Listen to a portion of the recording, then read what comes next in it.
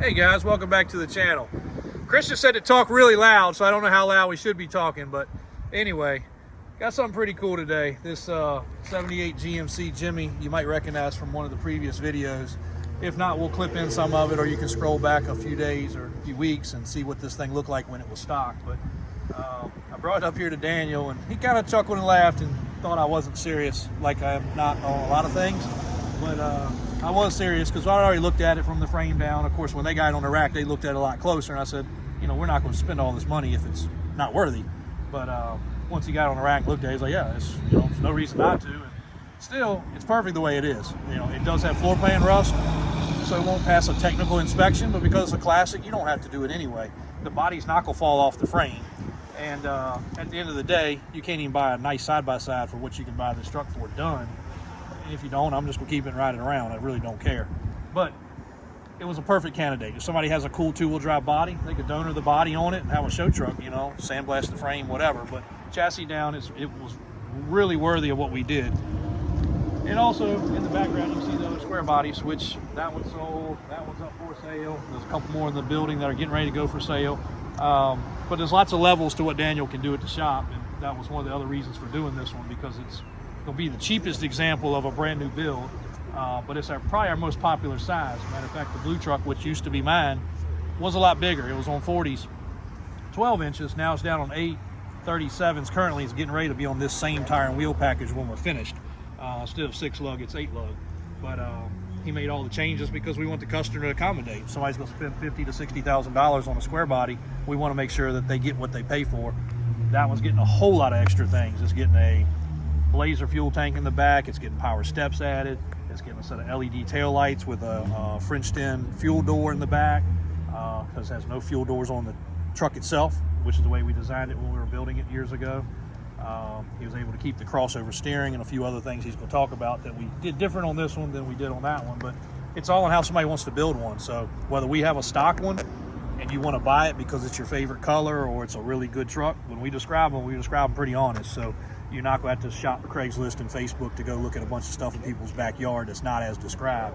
But if we have it and you want to change it, it's not set in stone. The cool thing with a Squarebody, there's nothing on it that's bolted on, that's not bolted on. Nothing's welded, nothing's cut, nothing can't go back to, that truck could go back to total stock if it wanted to, or it could go to 14 inches or 20 inches of lift. It doesn't matter. There's modifications that can be done to have to do it, but there's nothing stopping it from being what a customer really wants. So Daniel can pick up with where I started off with this silly build. What's happening, guys? When we rolled around the corner with this, all I could think of was, where's Chief Brody from Jaws? Because this is the exact vehicle that he drove on that. Minus it didn't have the top on it, but this does look like it lived at the beach its whole life, like Chief Brody may have drove it. The body is rusty. Every Squarebody you find is going to be rusty unless you found something that's been in the garage its whole entire life, and even those still have rust issues. But from the frame down, like JW said, this is a super solid truck. You can tell that somebody loved and took care of this truck. It was just somewhere where it probably had salt and sand on the roads and it rotted the body out. The suspension, we went with a straight 8-inch Skyjacker soft ride. We didn't go crazy with the crossover and track bar setup on this one, just because we wanted to keep it a little more error correct, you know, just like you would have built it in the 80s or late 70s. Skyjacker white body shocks. We did braided brake lines. We did freshen up the tie rods. We did the proper steering correction, but we didn't go all out with this one like we do on some of them. We did go all out on tire and wheel setup though. 15x16 reels, 35/16 wide boggers. That setup seems to be the most popular because it's big, but it's not overly big. It's aggressive as far as the stance. Still everyday drivable if you wanted to, as far as size-wise around here, but seems to be what everybody likes.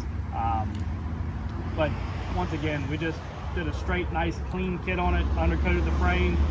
You can jump in and drive it. It's not the prettiest one in the world. We like it. It's got the full trim on it still. Cool colors, got the old school look to it. But you can see right here in the fender well, a lot of people have been calling us on the steering and track bar and everything. On the steering setup, the Squarebody has a push-pull steering. It's very short. It's about 14 inches long, comes off the steering box, pushes towards the back to go right, pulls towards the front to go left. That steering setup works. You can drive that.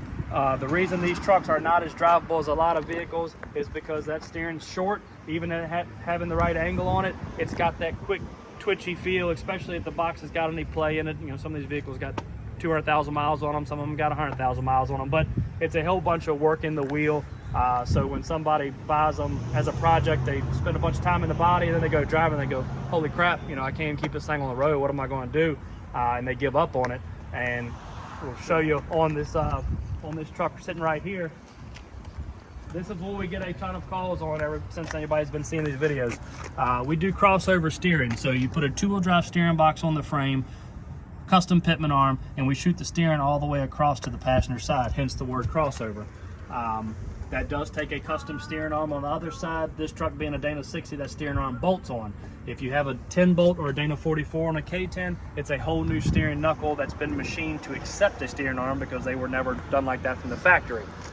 So a couple of more things to be done on a K10 or K20 versus a K30. When we do that crossover steering, it eliminates the sway bar, which was a big part of this square body suspension. When we do that, we do the crossover track bar, which we make this bolt-on upper frame bracket here that goes across, mimicking the angle of the steering, and that tightens you up nice and tight on a lot of the body roll and steering deflection in the front end that these trucks will get with a tall leaf spring. And the taller the leaf spring, the more deflection it gets. That setup right there puts this vehicle drivable from anyone that's got their learner's permit at 15 to somebody that owned one of these trucks when they were brand new. Everybody that we put that setup on just absolutely raves over how much better that truck has ever driven than it has the entire life. So we've been real happy with that setup.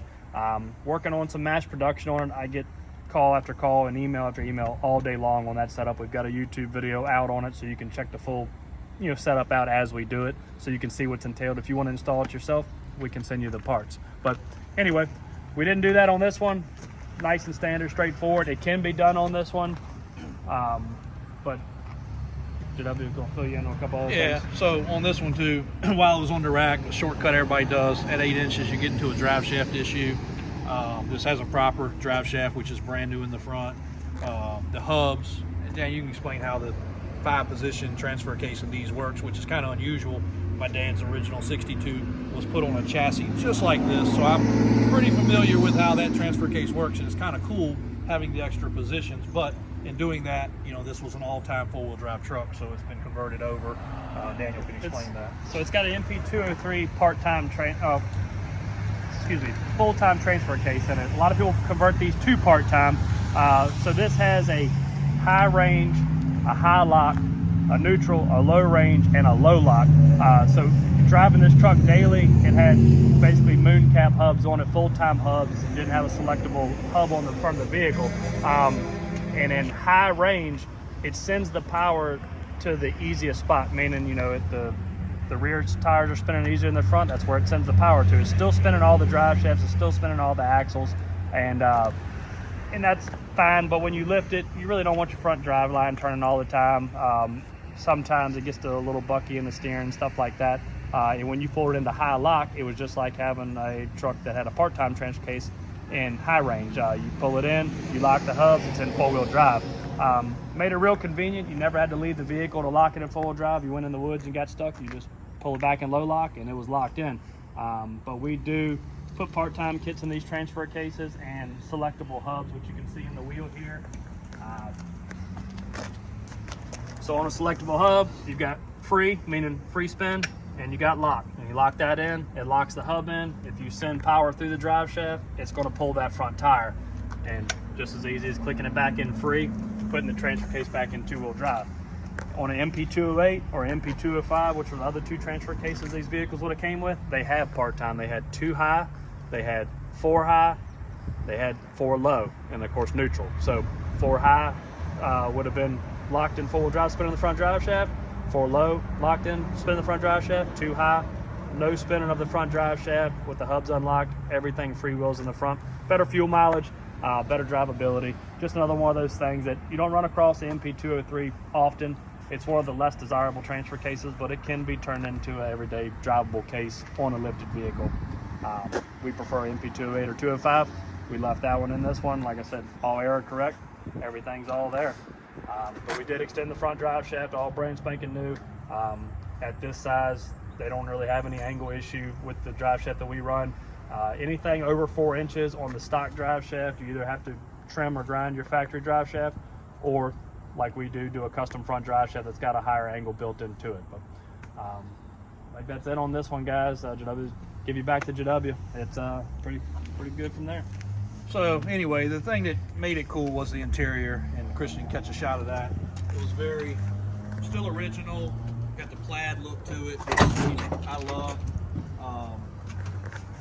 We left the side steps. They're kind of dorky, and we usually yank them off, and we used to have a pile of God knows how many of these things piled up, but it also is still very sturdy, and at 250 pounds, they're not falling off, so I can still get it out of the truck, which is helpful, but it doesn't make the truck look as big, but they're error correct, so it keeps with the ugly theme with this truck. The other thing Daniel noticed when it was up, one thing he didn't have any choice, he had to cut the exhaust. It was original and it was still manifolds, so it wasn't true dual like a lot of them, so it crossed over where the drive shaft has to go. So he had to hack a section out. Instead of just putting a loop in it, one of the manifolds was already leaking. We could have just fixed that too, but we did all brand new exhaust, so it's got new headers, new gaskets, and full new exhaust running all the way to the back. We did a single exit to keep it kind of factory, a Flowmaster muffler, all new pipe, so every piece of the exhaust front to back's new, and it sounds good. It's not overkill riding down the highway. It actually exits the truck, so you're not going to have fumes coming up through all the holes in the floorboard. Other than that, it still has the sway bar. It got all new U-bolts. Got the braided hoses, like Daniel said.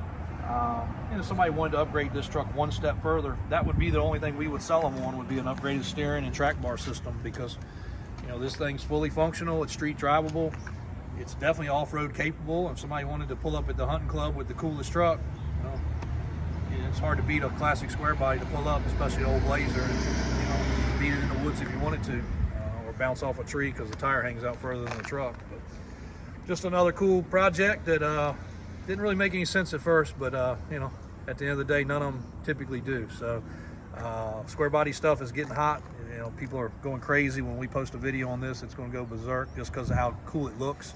And we got a couple others in the works on purchasing and getting in here, and a couple others in the shop literally getting finished. So stay tuned for that. But check Daniel's channel, the Davis Offroad channel, for the shop, because you can see a lot of these builds going on. And like he talked about the steering, kind of makes sense of it whether you buy the stuff from him or not.